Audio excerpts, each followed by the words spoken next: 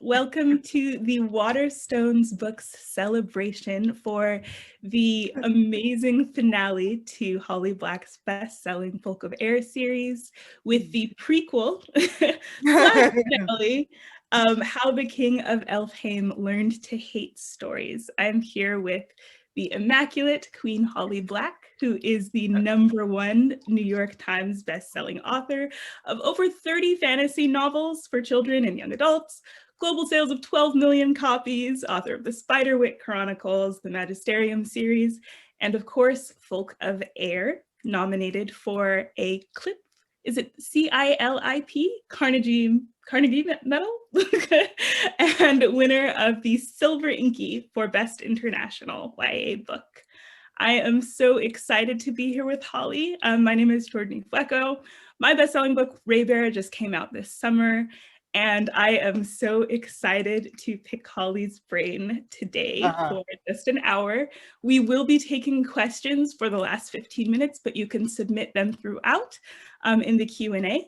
Please make sure they're all appropriate. They will be moderated. So if you have any nonsense, we won't see it. It'll just get edited out.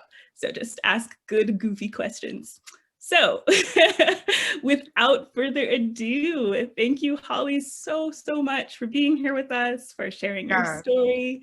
How has your release week been for this book? Good. I mean, it's very strange to be home for it. You know, I had to make my husband and son leave because I did it last night, and I could totally hear my son like jumping above me.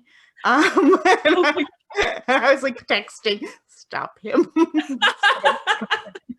Just 2 words.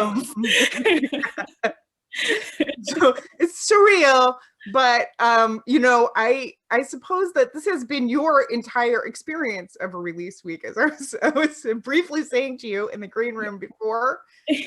You know, I again apologize on behalf of the universe that this is your debut year. I cannot imagine, like, you have gone through fire. I've always said that in publishing, if you wait long enough, everything will happen to you. But it has conspired to happen to you right up front. All should be smooth sailing from here, like you. Exactly. I mean, the funny thing is, I think being in an intimate setting, what will feel intimate, like maybe an auditorium or a room of like 50 people, which would have freaked me out before, instead of like a Zoom room of just like, oh, there's hundreds of people here. That's fine. I'm here in my study. So that'll be an interesting shift for sure as physical touring, but I'm so happy with the accessibility options that Zoom meetings offer. So it's true. And you know, I definitely think that not realizing people are there is it's combined with loneliness is a little dangerous, because I'm like, hello, let's hang out. Let's just oh yeah, what's going on? I'm going to try not to slip into that and just like chat at you like, you know, we're buds here. I will not. I would love to be buds, but there are like about 150 other people here, so I'm going to try and ask you things they would find interesting. So to start off, I had what I feel is the unique privilege of getting to read How the King of Elfhame Learned to Hate Stories before even starting the Folk of Air series. So I had this hilarious like impression of Cardan. My first impression of Cardan. Right. Abused, you know, just kind inside prince, you know, it's too bad, and he's growing up, and I saw peaks of Jude, and I realized, oh, so in the series she must be the romantic interest. They must have such a cute relationship. Oh, I'm so sorry. I'm sorry about everything. You're like, this guy is a monster. What is that? Yeah, no, it's so now actually getting to read The Cruel Prince. I'm reading it right now. I love it. And I'm dying that I didn't get to like finish the trilogy before now, because I know I'm just going to fangirl more as I go on. But that was such a shift, like enormous shift, to see Cardan from, you know, the perspective of one of his sort of victims. I guess. Sure. But they're both totally fair. They're both so three-dimensional. They're both so well painted. So can you talk about what it was like to shift gears, first of all, to write from the perspective of your sexy antagonist, and also what it was like to go back to the beginning of the series, in fact, before the beginning, after already finishing it? Well, I would love to hear about your process, because I think that this kind of comes into process stuff.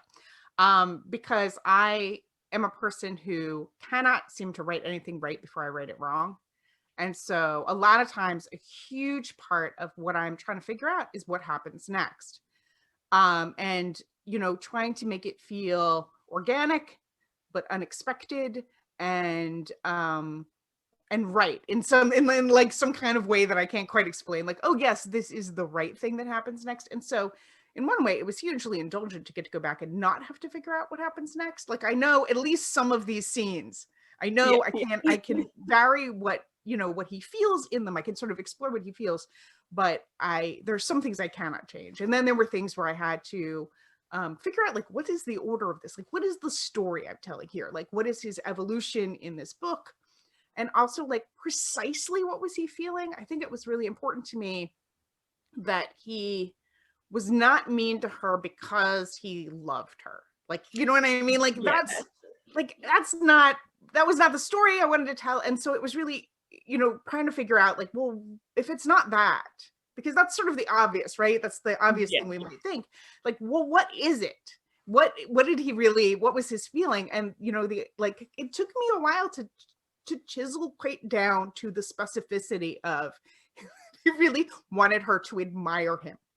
And like he really wanted her to be like, tell me I'm great. You have to see that I'm great. I'm going to show you how great I am. I'm going to be like so terrible. You have to look at me and say I'm great. I and just think and hating her for trying, that she was trying so hard that it made him angry. Like, that stuff, like, I think I knew some of it, but I didn't know how to put it. Like, I knew it in sort of a really vague way. Oh, okay. I'm so relieved, honestly, to hear you say that, because it's so well put together. Getting to read The Cruel Prince and just seeing how seamlessly Elfhame fits in. I just thought, oh, well, she just knew everything about Carden's Head all along. She was just super, super well prepared and holistic in the way she writes, because I write in bits and pieces as well. For me, a main character's perspective shapes so much of how I see the story too, that to go back and try and rip their perspective away and just look at the objective events of what happened and then superimpose a new perspective on it sounds just so challenging to me, and you pulled it off so well. But yeah. Sorry, to that point, like, one of the things I really, really loved about Raybearer is that I was surprised. I really didn't know what was going to happen. It felt entirely organic. Like, everything that happened, it made sense. It came together. It felt inevitable once it happened. But I was completely surprised by the choices you made and the directions you took. And I think at least part of it is that you 1000% did the kind of work in terms of world building that people might take 3 books to do. You did it in 1 book. So we learned things about the world, and then we learned more things about the world, and then the world grew again. And I'm curious how long you knew that was the story you wanted to tell. So I started Raybearer when I was 13, so that was 14 years ago, and it was very much a different story, just because it's a story that grew up with me. So what I thought of, like how in fairy tales, a lot of them reflect the cultures they came from, and many of them happened, like European ones happen to be like very imperialist, right? So you have this very like Narnia-esque narrative of, these golden-haired children coming in to rule a kingdom that they didn't even know about before, and that's right and good because it's their blood right, and you have to keep the out-usurpers away. And so the original Raybearer books very much like had that unquestioning glorification of like the right empire and the good people. And as I grew up and learned to see how insidious that was and the imperialism that still exists, it was very much like a child who accepts that and accepts the privilege that empire gives her, and then slowly starts to doubt the legitimacy of the entire infrastructure. It starts in this book, that deep questioning, but like gets really intensified in the second book coming out next year. So yeah, it changed a lot. I wondered, you had a thing in your acknowledgements where you were thanking a friend that it sounded like in high school. Oh yeah, no. Yeah, and so I wondered if it was that kind of story where you carried it for a long time. Very much. The character Kira, who's this very like nurturing, but also like kind of like, we're going to make sure we do the right thing. Best friend is directly based on my best friend.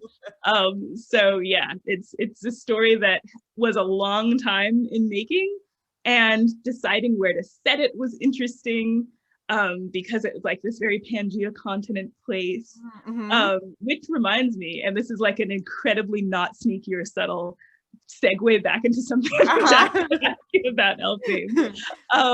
What made you decide to set this story both in the modern world of the United States and in this fairyland, this timeless fairyland? Because another funny thing about reading Elfhame first is that I had no idea it was set in the modern day United States, because the world of the fairies is already so intricately built in and of itself independently. I just thought that was the whole setting of the book, which would have been fine. And then all of a sudden, Carden's drinking like boba tea and like Asian street food. I was like, oh, it's not only modern day, it's not only United States, it's modern day United States. So why did you decide to set it in that dual world instead of just committing to like that super intricate Elfhame world? So my very first novel is a book called Ty that came out in 2002, and it is about a fairy changeling in the modern world. And this is essentially the same world I've been writing in since then. Not all my books are set in that world, and but all my fairy books have a relationship to one another. And in fact, in this series, you see people from the first trilogy that I wrote, which are the modern fairy tales, and then a book I wrote called Folk of the Air, and like some of that stuff all comes back in. However, when I first got the idea for this, I actually did consider writing it. I did not initially think of it as a fairy book. I had these ideas of a kind of high fantasy, and it was a high fantasy that I had been writing before I started my first book. I had this high fantasy that I've been pushing back for many, many years. And this is not all of it, but it has these big moments that I had been wanting to write. Like in the third book, there's a moment when Jude falls onto like from the ceiling. And like this moment and what he says and what's happening, like it was in this initial book that I wanted to write. And there were all of these like big movements like that. And so I thought, I'm going to write a high fantasy. And as I began to do it, I realized that the things I wanted to do would work really well in fairy. And it would allow me a kind of accessibility to like a way to bring the reader, I think, along easily, in the sense that we start, even in The Cruel Prince, we start in the human world. Right. And so we know, we know we're there, and it means that Jude can talk to us in a way that is contemporary. Yeah. And lead us through this really, bizarre, fantastical world. And, part of the reason that book is first person is to limit what we know, because when we went into fairy, I didn't want to just tell you everything about fairy, because that would mean I'd have to know everything about fairy. I know what that is. So I didn't want to do that. So it makes it so much easier. Like when you created your report, like there's so many names. I find I get so intimidated by all the streets need names, all the towns need names, all the kingdoms need names, all the rulers, the past rulers, and then their friends, and then their descendants, like all of that stuff. It's all very difficult. I admire you for doing it. It is so stressful. I am so happy to have written a multicultural fantasy, but I am never, ever writing a fantasy with 13 culturally distinct realms ever again. It's just like, I had no idea why I decided. And like at the end of book 2, like there's a battle with all of them, except that the main character Tarisai is like watching it play out in someone else's memory while she's in like the world equivalent of hell. Like I'm allergic to simplicity, apparently. So I am excited to have an intricate world that is just in at least just two places. It's weird how that sounds simple now. But I guess another question I had was, it's really interesting knowing that the beginnings of this world started so many years ago before you wrote your first book, or at least before it was released. So I was curious how you were a different writer now than not just when you started out writing, but even when you started out writing the Folk of Air series. Because I imagine going to write a prequel 2 years later, when you have developed even more as a writer, since we never stop, was interesting. Like trying to unify maybe ways in which you've changed with your original style. What was that like? So I think probably, it's always hard to know how you have changed. I think a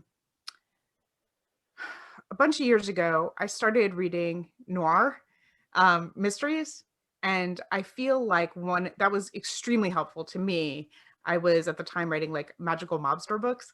But taking some of that structure of mystery and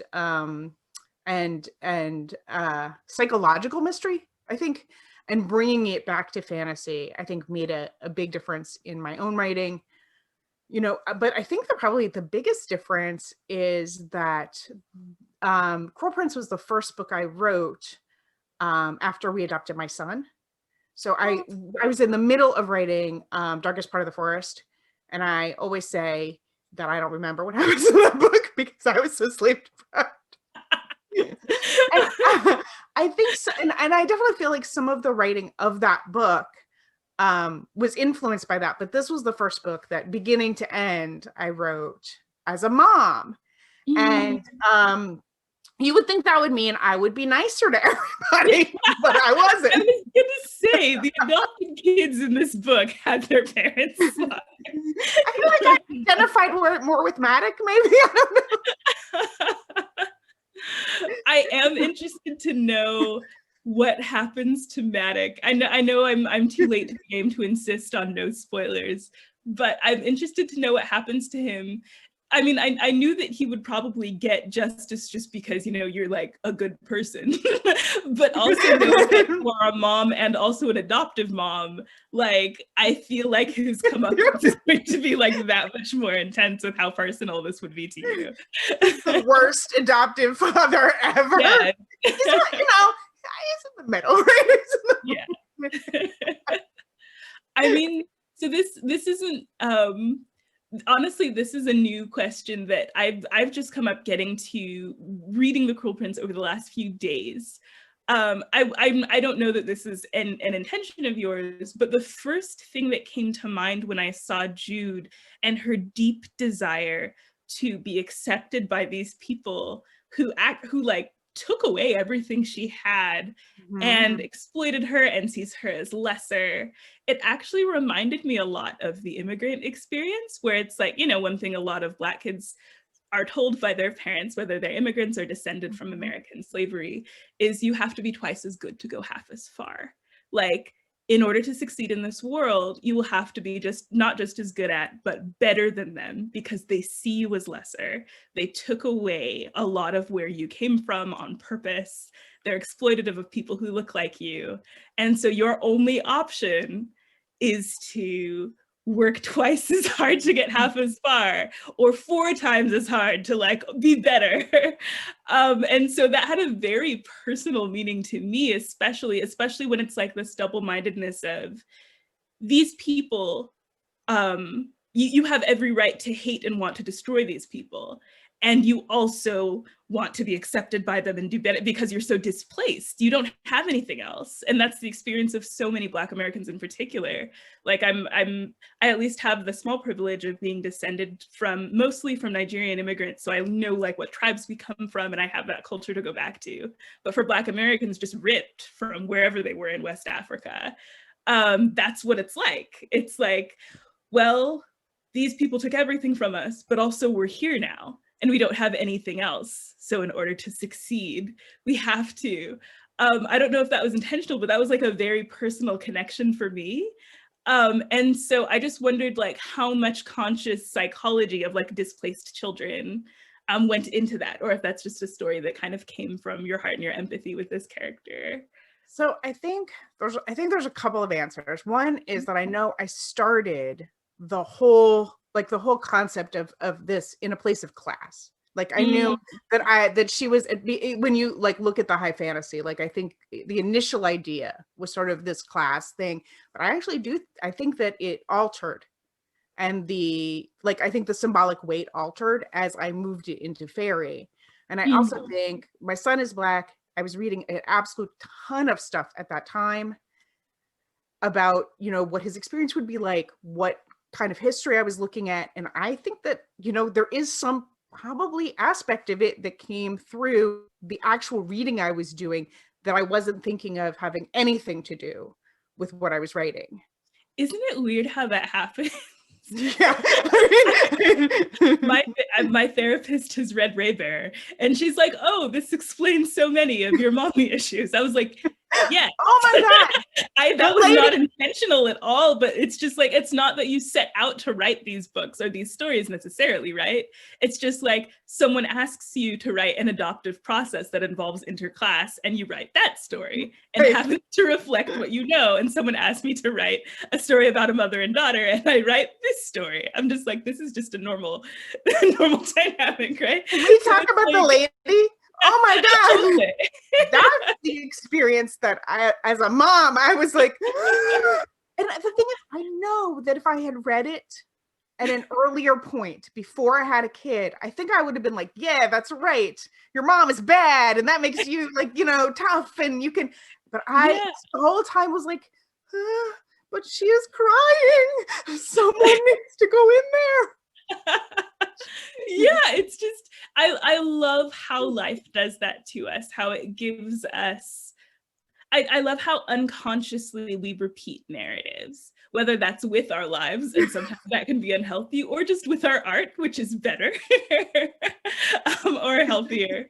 And so I love knowing the stage of life you were in when you started writing Jude's story. That makes it all the more meaningful to me. It still would have been meaningful just because I feel like, while I don't completely believe the author is dead, that's especially not realistic now with how much authors, interact with their readership. I wish we were a little more dead sometimes. I know, right? But I also believe that people bring their own meaning to stories, and that doesn't make them any less valid or less powerful. So it's cool to know that there was that intermix there with Jude's struggle to be accepted and accept herself and find a way to accept herself within this world. And I still haven't finished it yet. I'm so excited to know what happens. To me, the moment, like, I feel like she can leave. I mean, at some point she has the option to leave. And I think what remains sort of interesting is she has, whether you call it sunk cost fallacy or whether she's just like, this is my world. The fact that, she doesn't leave and wants to, like, make her place in this world, to me is one of those real decision points for her, where she could just leave and have a good life somewhere else, but she doesn't feel like she can. This is her world now, and she doesn't want to, Yeah, no, I mean, that was one of the most interesting things to read from Carden's perspective first for me, is that he's, there's this one point where I think he's like snuggling with Jude or something like that. And he just is like, she fought so hard to stay. And it's like, to that day, he still didn't understand why. It's just like, we were terrible to you. Like, why did you fight so hard to stay there? And that made me so curious to then go read Jude's story. And it's like, why did she? I think the other thing I really loved is that reading it from Carden's perspective, Jude is in control the entire time. Like, there's never really a moment in King of Elfheim where Jude felt weak or vulnerable to me at all, which then because you're seeing it from Carden's perspective, someone who actually respects her very much. And then you go to Jude's perspective and it's just like, she's just this like underling sort of nobility, not really person who's always feels like she needs to prove herself.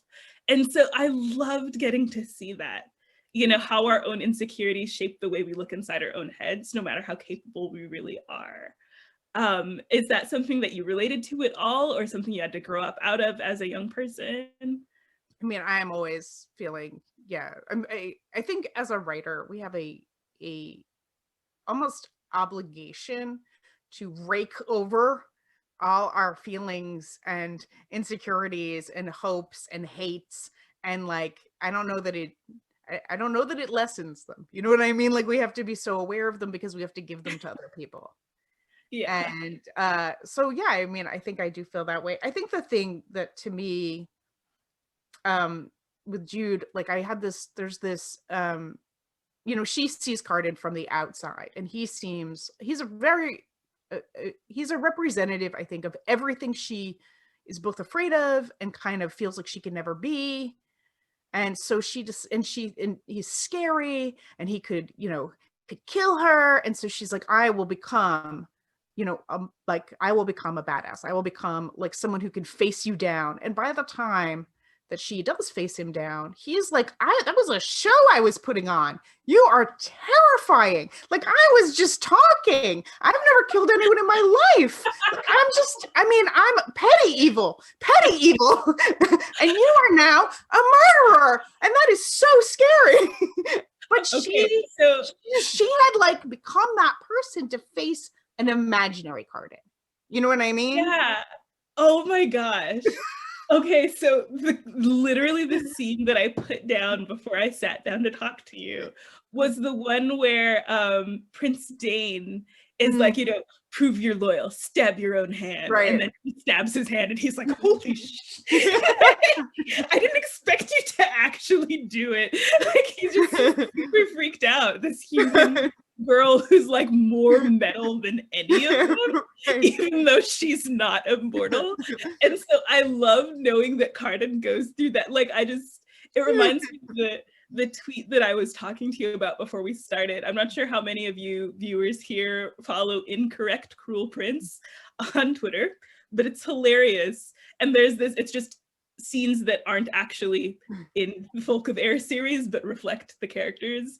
And one of them's like her little brother Oak is going around terrorizing children, and someone's like, someone has to stop him. And Jude's like, I will. And then instead of stopping Oak, she like goes around to each child and is like very gently like, would you like a weapon? Would you like a weapon to defend yourself from my brother? Because that's her problem solving process. And I love it. I love that I'm getting to see her become that, just watching it even unfold. And how do you make it? There's definitely a moment where Carden is like, you know, like your solution cannot just be kill everyone. It cannot, like that's not the only yeah, I mean, and again, getting to start from Carden's perspective, that seems so natural. It's like, oh yeah, Jude's like metal and Carden's, you know, like has this front on all the time, but then getting to read The Cruel Prince, where I can't imagine what it would have been like to read this story, accepting this false version of Carden Jude had in her head because that's all the reader knows so far. I mean, like, he's legitimately terrible. He's just not epically terrible. Like there are so many people in this book who are so much worse than he is.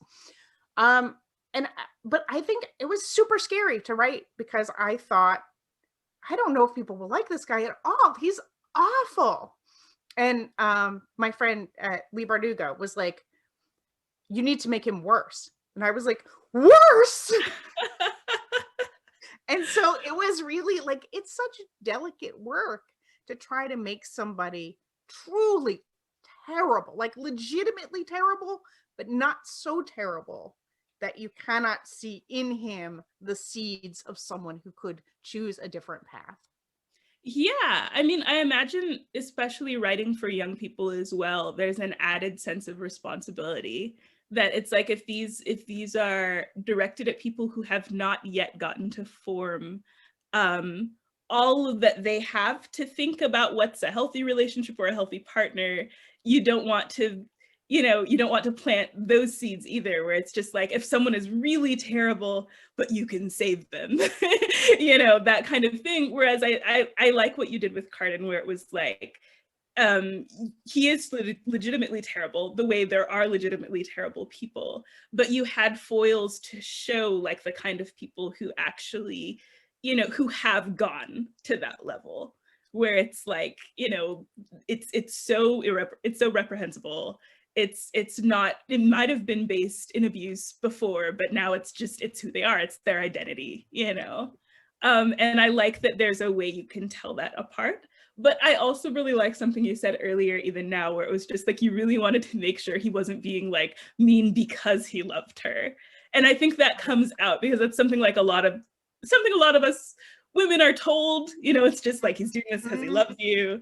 It reminded me a little bit of Rochester from Jane Eyre. Jane Eyre is still one of my most formative books. I love it, but getting to read it as an adult with like healthy parameters for relationships, it is really interesting to see that dynamic where it's like, he's manipulative, but even back then I felt like he was even for Victorian times, he was very complicated in that it all came from his own insecurity, where, you know, all of this weirdness of like, he does some banana stuff. Doesn't he dress up as a fortune teller at some point? And he's like, he's you know, such a weirdo.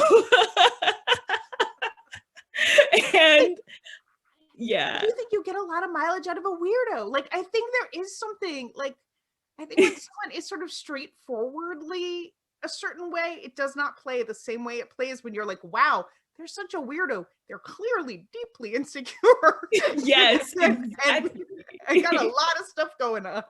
Yeah, I love that about all of the characters you have going on. I feel like I have such a clear picture, not just of Carden and Jude, but of her sisters as well, with her twins.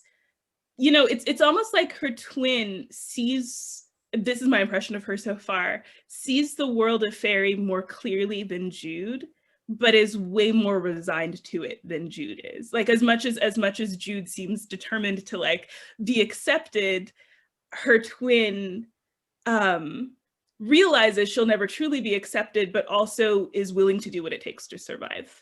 You know, is the impression I'm getting, and I haven't finished, obviously, but that seems to be the part of where she is. And I know people like that, where it's just like they're not under any delusions that this is a good place, but it's like their imaginations are limited. It's like, but this is as good as it gets, and you have to do what it takes. You know, I think she also defines herself like as like making different choices than Jude. Like, you know what I mean? I think she just defines herself as seeing things differently, as maybe being more reasonable. Yeah. And I think over the course of the 3 books, one of the things that she discovers is that she's not as different from Jude as she likes to think. Oh, I see. I am excited. For you. So one of my great struggles is I don't think I write a lot of good people. And I was struck by how good the people in Ray Bear are. Like, I think it was maybe one of the great surprises of the book that I kept expecting them to be less good, to turn out to be less good. But how do you make, like, I think that a lot of people actually find writing very good people difficult and making them like nuanced and full of surprises, right? Because good people make good choices. And so how did you approach it, and what made you come at it from a place of like, I like good people, I write about good people? Well, the funny thing is, I don't think good people make good choices. Yeah. I think a lot of the Ray Bear characters are good, but they are blinded by even if you have a very pure need, your desire for something can make it hard for you to do the right thing. Tare Sai it's interesting because Ray Bear is often marketed as like an assassin book, because the plug is, this girl is sent to be a sleeper assassin of this prince and this council. But one thing that doesn't make it into some of the marketing is that it's all compulsion. She doesn't want to, but she is forced to. Her mother purposely had her with a djinn called an Eru in the world of Ray Bear, so that she can wish anything of her daughter, and her daughter has to go do it, no choice. And so she wishes for her daughter, who's this half genie creature, to go kill this person she has no desire to kill at all. And so the safest thing for Tare Sai to do is to stay away from this person. And yet her desire for love and acceptance and family is so strong, she decides to stay near him anyway, even though it puts them both in abject danger, you know? And so I think, I guess that's what I like about getting to know a lot of people. I do know some people who like have actually cruel tendencies, but most of the people I know who are not not not well behaved, I guess. It does come from those very primal desires and insecurities. They're not bad people. I think either we're all bad, or we're like, either most of us are bad or most of us are actually pretty good, but it's just all of these monstrous insecurities that make us do things and need to see the world in simpler ways that turn out to be bigotry and all of this stuff. I think interestingly, within the world of Raybearer, one character brings out the best in a lot of people. He's not the main character, but Prince Dio, one thing that I don't unpack very much in the books is that he actually has a hollow, like all of the people around him. Hollows are like blood gifts in the world of Raybearer for people here who haven't read them. And his hollow is basically to believe so much in the best, like believe so much in the goodness of someone that they can't help but reflect that goodness back to him. I think a lot of the time we live up to the expectations that are put on us. And if you have this person who just like stubbornly believes that you have some shiny wonderfulness inside you, you know, you just feel this immense pressure to live up to that. So he kind of makes these self-fulfilling prophecies out of people by believing in the goodness in them and loving them as though they are already there, even though he's not stupid. He knows they're not there yet. He just loves them as if they are, and they become that. I guess Raybearer is unique in that it does have a character that also very much pushes people towards goodness in ways that I guess not all books or not all settings do. Not all of us have that person. A lot of us have people who bring out the absolute worst in us at all times. And you have that too, right? You have, because there's a big generational shift. Yes, absolutely. Like, you know, and you do have the character, right, who has basically brought out the worst in a bunch of people, and then you have the person who brought out the best in other people. Yeah. I mean, I imagine you're talking about the lady. Although honestly, I wasn't. I was talking about the emperor. Oh, because yeah, that too. Even like he is sort of the initial corruption of the lady, right? Yes, absolutely. I'm sorry about this, everybody, but you know, like he has brought out so much terrible stuff in all of these different people. It's interesting how much you have this generational shift where like the kids are all right, like. Well, and even then, to me, like the villain of all of the stories that I tend to be right is usually a system. The previous generation were molded and corrupted by that system. I do think that the emperor and the lady once had a loving relationship, but even then it was slowly being poisoned by this patriarchal system that would lead this otherwise loving older brother to have this deep insecurity that would make him hate his more talented sister. And so they let that corrupt them. The lady is an example of someone who could have overturned a system that was bad and instead just tried to take it over. You know, so she was in the place of the oppressor instead of saying, hey, we're all being oppressed by this, let's just get rid of it and start a new one, you know. And that could have happened also to Tarisai and Dio, but they just noticed the poison seeping in and decided to stop it. So to me, the real villain of the Raybearer books and pretty much of every story that I write is usually a system. And, you know, sometimes the antagonist ends up being the people that the system has already like gotten its poison veins into. I completely forgot your question initially, but I hope I answered it. I was interested in good people. Like I think it is. I think it is one of the things about the book, though, that does make you. It creates a lot of surprise. Is that there are more good people than you initially think. Oh, well, thank you so much. That means a lot to me. I did cut into the Q&A time for listeners here, so I'm gonna look at the Q&A real quick. You have so many, wait, let me see. Some of these questions are spoilers for me, so thanks a lot. But for Amy Says, we have the question, if Jude stayed in Elfheim forever and never returned to the mortal world, would she die or continue to live indefinitely? Would she choose to stay in Elfheim and never return? She would continue to live. She would be fine as long as she Oh, stayed. okay. Good. Okay, let's see. Holly, you've mentioned before about writing retreats. This is from Jamie Beer. What's your process for those? Is it you on your own with an idea, or you with a group of friends bouncing ideas, then going off to write? So so when I was a person who followed writers online, I would see them talking about going to hotels or going places, and I would think, why? Why is it different than being at home? But it turns out it is different. I went to my first writing retreat. I went with Cassandra Clare to San Miguel de Allende in Mexico, where Justine Larbelesti and Scott Westerfeld had been, and they had said they had a good time writing there. We went there. We were both really behind.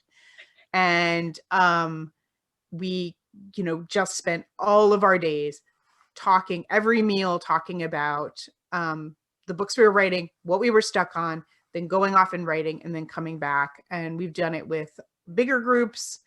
And that's been basically the process, just going somewhere, being all together, making sure everybody then could talk about where they were stuck and helping them get unstuck. And it got a lot done. It's been rough this year not being able to go. I was, in fact, when we had lockdown, I had just met Cassie at the end of her tour, and we were going to fly to Mexico. And I thought, we probably still have time to do this. Like, we probably can manage this. And that night, the US shut down travel to Europe, and we canceled and flew home. But that was like, we were like, I was like, this will be the last retreat. I guess we can't make it. No, oh my goodness. Well, first of all, I'm astounded that you get things done on those retreats, because whenever I imagine getting to hang out at length with any of my writer friends that I've made over the internet all this time, and we've had these intimate, vulnerable experiences with being debuts and reading each other's work, I feel like I wouldn't let anybody else work. I'd just be like, okay, sleepover. I think you definitely need to be there for a long time. Like, I think you need more than, I think a week is really a rough amount of time, even though, like, look, it is a huge privilege to be able to go anywhere for any amount of time, no less more than a week. But when you go for a week's writing retreat, you get there, you spend all of that time, right, talking to people, and then you get 2 or 3 days where you're maybe working, but you're kind of revving up to speed, and then you're going home. And so we were doing, like, basically we'll go away for a couple of weeks. And because of that, because when you're there, you're like, tell me everything, friend. How's it been? How are you? Like, let's talk for, an entire day. Yeah. Then you're like, also, I'm totally freaking out about this thing I'm working on. What do I do? Yeah. Oh my goodness. I can totally see that. How, like, after that, because I feel like once you're a writer, like, that's just, even if you're really stressed, you've been writing, you've on deadline, it's just like the resting place your mind comes back to. It's like, oh, all this excitement, all this new stuff. And then, like, your gears start turning again. You're just like, oh, I need to sit and I need to work on something. You just get this itch that creeps up. I don't know. That's the way it is for me. I think, when you're talking about, like, the people with whom you've had these intimate, experiences and stuff, I do think, like, there's something about, and, you are having this moment now of finding your people in this community, because whatever happens, like, having a group of writers that you trust, that you can show stuff to, that you can show terrible stuff to, and they'll be able to see in it the thing you're trying to do, that you can tell about the weird publishing experiences that you're having and that you don't know how to navigate, and that they can come together as, like, the super friends and like, sort it out for you and say, here's the path. I think it's the most important thing.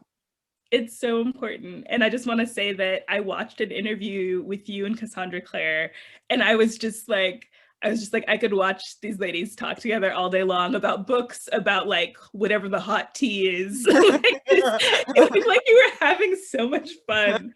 And I imagine getting to even have the compatibility to write with someone else that's so vulnerable. I feel like you'd have to be even like I know this is awkward to say. I feel like I would have to be even better matched in personality than someone that I would marry to write a book with them.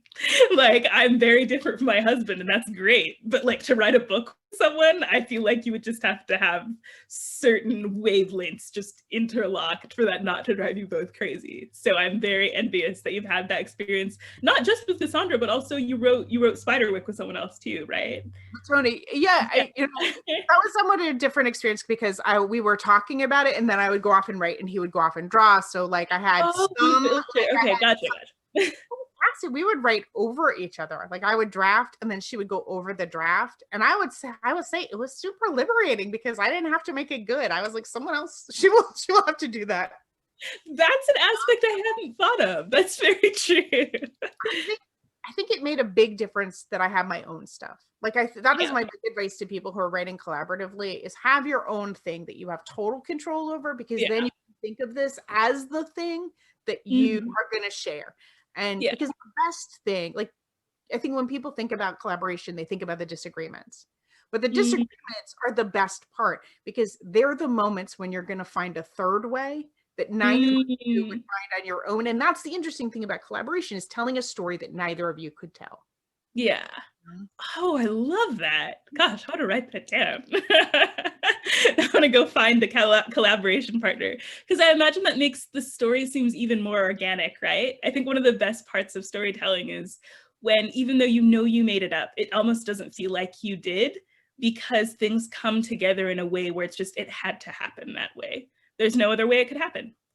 I know with Ray Bear initially, I had planned it to be more of the traditional, like there's a love triangle. Like I set it up for it to be a love triangle between Tarisai and Dio and Sanjeet. And I just couldn't make it happen. I tried and tried and tried, and I couldn't make Dio and Tarisai see each other that way, even though I knew they would die for each other. They had this deep, like they just, both sides of a coin, destinies intertwined, inextricable, and I couldn't make them want to bang each other. I couldn't figure it out until I realized the way it had to play out. It wasn't just Dio's asexuality because he's still a romantic person. They still could have been in love. It was just who they were and the connection they were meant to have. It was way more complicated than romance, and way more eternal almost. And so I do love that feeling, and I can see how much easier that would come if you have to keep finding a third way that neither of you really made up. It's just the way it needed to be with two storytellers. Oh gosh, I love that. I'm just gonna think about that for a while. Let's see, I think we have time for a couple more questions.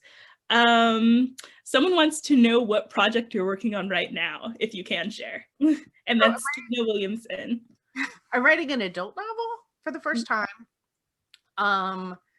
I am more than, I don't know where I am in it, kind of in the middle, kind of at the end. It's a new world that I made up. And so I'm still kind of working out the details, and I'm working out the magic system, and it's been a little bit odd writing it this year. I have had a lot of friends who have had trouble writing, and I mean, I've had trouble writing, but who I've had like trouble writing anything. And I realized like post-election, all of a sudden I had all these good ideas. And I thought, oh, before this, I think I was making like a Close Encounter style mountain of mashed potatoes of a book. like it was my monument of madness in this. Like, because suddenly I actually am starting to figure out how to make it the book it ought to have been. But it's a weird time to write. But also it's always weird to come into a new project and to realize how much there is, like how much you don't know about these people, how much you don't know about this world, how much you don't know about how much you don't know about the decisions that you're making and how they affect adult fiction, you know? Yeah. I mean, I have a question off of that. Do you find it's difficult not to repeat certain themes or even certain characters when you're starting completely from afresh? Because that's what I'm worried about. I have been in the world of Raybearer for 14 years, and I have all of these new ideas for new settings and new characters and stuff, but because I've been in that world so long, I have this fear that what if this is actually the only thing I know how to do? Like these people, what if I just am going to write another Tarzai and another Dio in a different setting? Like, is it hard to avoid repeating certain motifs that you've really had to sink your teeth into? Yes, I mean, I think on one hand, right, we have, I think it is important to look at characters at a sort of halfway developed point and say, is this too much like this person? What are the differences? How can I push it away from this person? How can I push this story away from that story shape? And then I think there are just things that you're going to come back to. Like you said, my villains are systems. That's Yeah. going to mean that you're going to tell certain kinds of stories that may have similar shapes in certain ways that are not, they're not a bug, they're a feature. And I think that, I think there's certain themes that we come back to again and again because they're the themes that are interesting to us. Like, you were talking again about parents and it'll be interesting to see how as you then think about parents in a new context, how much you are like, I will do something totally different, or I will do a variation on this question. Because you don't have to, you know what I mean? Like Yeah. there's I wrote the same thing, which is the thing we want to avoid. Then there's like, I wrote it here and it's not wholly dissimilar, but it changes everything by making this, this decision. I find Yeah. I have a tendency to write characters who are caught between things, between worlds, where they're trying to straddle them, and they're being forced to make a certain kind of decision where they don't want to make one. I over and over am like writing this story about people who are caught between places and between people. And I don't know that that's, ever going to be, and it would be different. So I think there's stuff we come back to that's okay. And then there's stuff where we're like, I hear you.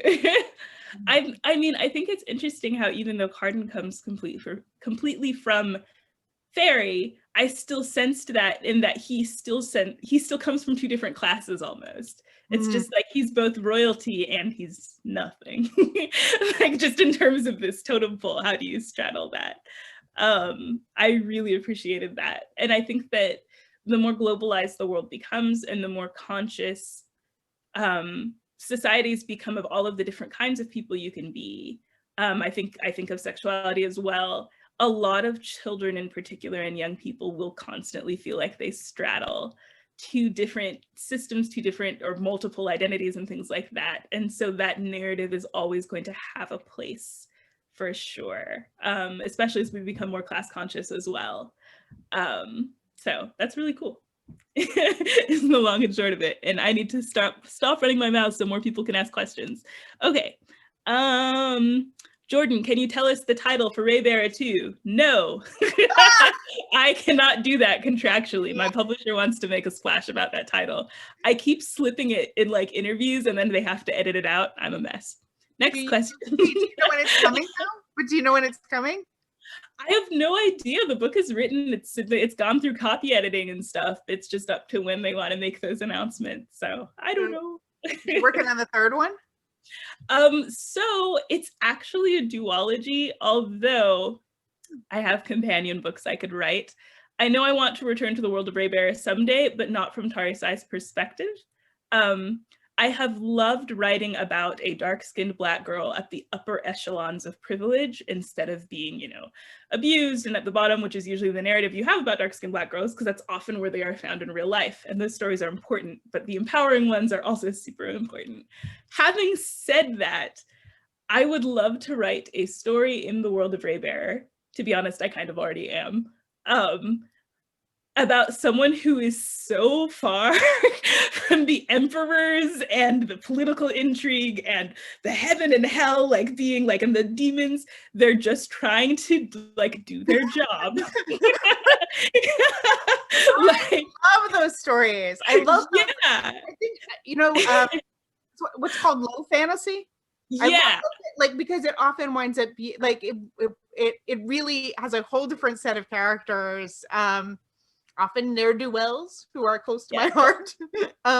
But yeah, that's such a fascinating shift. And I think, we were talking about like going outside of the world or feeling like, and you know, there are writers who, and I think there's something, I don't know if you would ever consider staying in the world of Raybearer, but like, you think about somebody like Tammy Pierce, right? Yeah. Like, she has managed to write every different story in the same world. Like, Yeah. she's written her mysteries in the world, and she's written her sort of high fantasies, and then she's written her more low fantasies. And it's interesting to take a world like yours, which is so big, and say, I'm going to just keep expanding.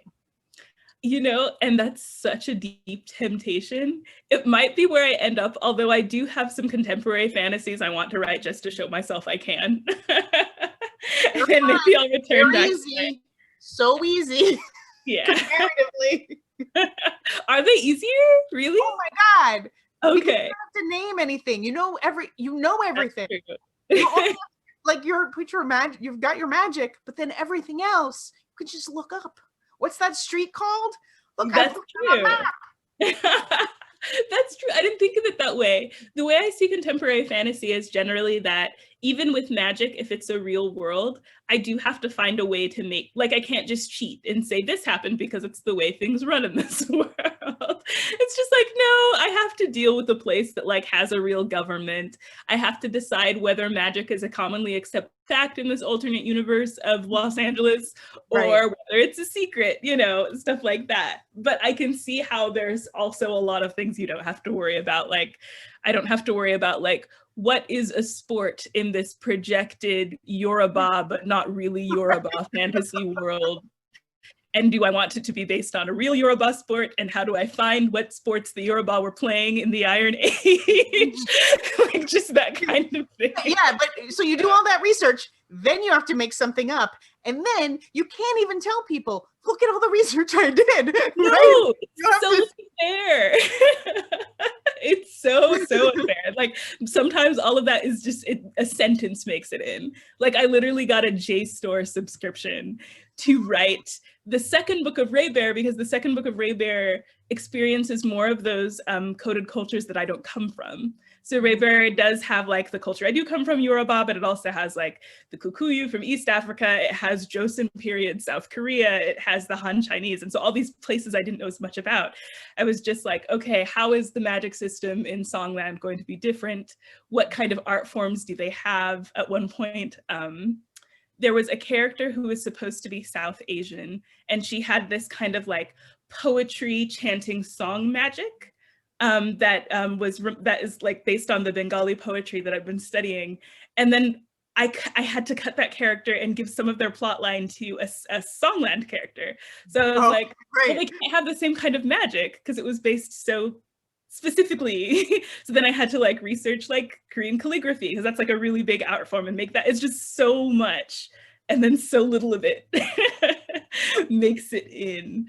But you're right, contemporary does seem easier. I say something about contemporary that isn't just about it being easier, which is that one of the things that I think that is really fun about contemporary is you're writing a magical world, and you have your idea of what happens, but then you can go to those places, and sometimes you will find in them these strange true things that feel really magic. When I was writing my second YA novel, is a book called Valiant, and it's about this girl who is in Manhattan, kind of living underground with a bunch of kids who are trafficking in a particular kind of potion that makes fairies immune to iron, but also does these other magic things if you take them, which you definitely shouldn't do, but they do. And I was walking through all of the places, and when I went to this one specific place under a bridge, I found the stump of a tree growing in the middle of this space that there should never be a tree. It was cracking through the sidewalk. It was so strange. And I think that there is something about that that's really fun in magic, that you get to take these moments of like real strangeness in our world and have them that I think that you will like. Let me say something that isn't just about like it's easy, but like it really feels magic. Mm-hmm. Oh my gosh. You're making me so excited to actually like commit to finishing that contemporary fantasy, because that is really cool when you see like magical influences. Like I know one thing that's found in contemporary fantasy a lot, and I know we have to wrap up, I'm looking at the time, is when there are those magical explanations for sinister forces in the world as well. It's just like all of these different evil things we deal with all the time. It's just like, I think there's something comforting to like be able to pin it to something specific. I know it's hard, right? It's hard how much we let ourselves do that, right? Because we don't want to, the idea of it happening for no reason is way scarier. It's the scariest of all. So we'd rather it was like demon monster. Well, when you're talking about systems too, like you get to we create magical systems. Like, boy, you can pretty much just say the thing you want to say with it. You're like, here's the system. We know it. Now it's magic. Exactly. Well, this has been so much fun. Thank you so much for being with us, Holly, for sharing your wonderful, wonderful series with us. You can get the How the King of Elfhame Learned to Hate stories from Waterstones, and also from, sorry, what? I'm sorry about the length of that title. It's okay. I've said it like 5 million ways in the last month. Like how the king came to like, no, learned to wait. Like it's me too. Okay, that makes me feel better. I tried to summarize it in an acronym once in my DM to you, and I was like, that's long. I'm just gonna but yes, available everywhere books are sold. Please support Waterstones and also your local indie bookstores. Follow Holly on social media. She's on, is it just Twitter and Instagram? Yeah, I think so. Okay. I am also on Twitter and Instagram, although I prefer people follow me on Instagram because I use Twitter too much. We have this unhealthy Kathy Heathcliff relationship. So I'm trying to wean myself over to Instagram. Yes, I am full of Bronte references. I'm going to take a picture just for posterity, if you don't mind, Holly. Yay! Thank you so much for so fun. This was super fun. Yeah, it was super fun. Thank you.